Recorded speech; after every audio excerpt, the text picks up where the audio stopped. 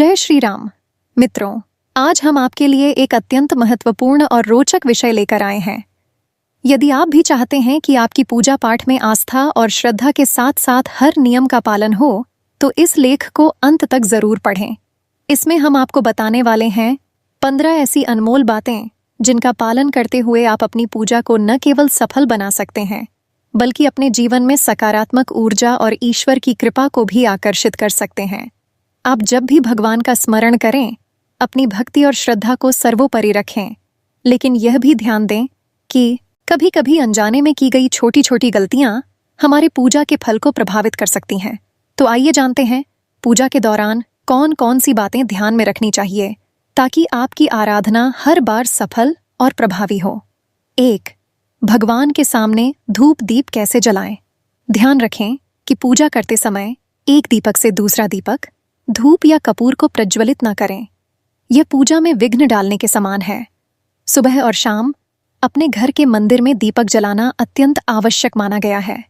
हमेशा एक दीपक घी का और दूसरा दीपक तेल का जलाना चाहिए, जिससे भगवान की कृपा आपके घर पर सदैव बनी रहे। बनी तो शालिग्राम भगवान को चावल अर्पित करने से बचें।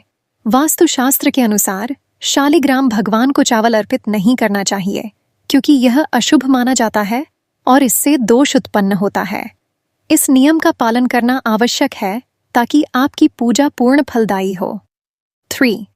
तिलक लगाने का सही तरीका। देवी देवताओं को तिलक लगाते समय अनामिका यानी हाथ की तीसरी उंगली का उपयोग करें। यह एक शास्त्रीय तरीका है जो शुभ माना जाता है। भगवान को स्नान कराने के बाद ही चंदन का टीका लगाएं।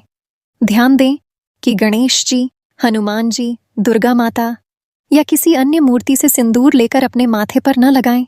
इससे अशुभ प्रभाव हो सकता है। 4. इन चीजों को न चढ़ाएं। भगवान शिव, गणेश जी और भैरव जी को तुलसी अर्पित न करें, क्योंकि यह अशुभ होता है। विष्णु भगवान को चावल, गणेश जी को तुलसी और देवी को दूर्वा अर्पित नहीं करना चाहिए। सूर्य भगवान को कभी भी बेलपत्र न चढ़ाएं। भगवान शिव को बेलपत्र और भगवान गणेश को हरी दूर्वा विशेष रूप से प्रिय हैं, इसलिए इन्हें अर्पित करने से विशेष फल प्राप्त होता है। 5.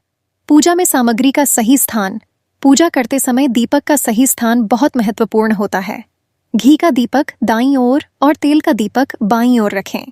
जलपात्र, घंटा और धूपदानी जैसी पूजा सामग्री हमेशा बाईं ओर रखें।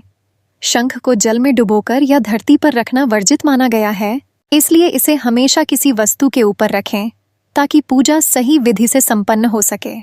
6. तुलसी के पत्ते तोड़ने का नियम। तुलसी के पत्तों को बिना स्नान किए न तोड़ें।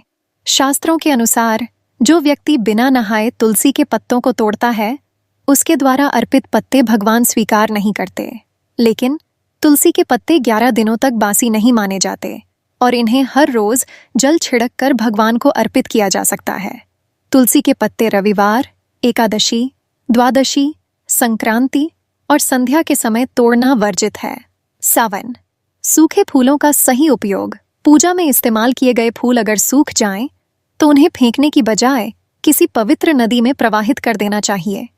इससे पूजा की पवित्रता बनी रहती है और इसे एक शुभ कार्य माना जाता है। 8. गंदे कपड़े पहनकर पूजा न करें। पूजा करते समय साफ सुथरे वस्त्र पहनना अत्यंत महत्वपूर्ण है। गंदे कपड़े पहनकर पूजा करने से घर में दरिद्रता और नकारात्मकता आ सकती है, इसलिए हमेशा शुद्धता का ध्यान रखें। 9. अगरबत्ती का प्रयोग क्यों न करें।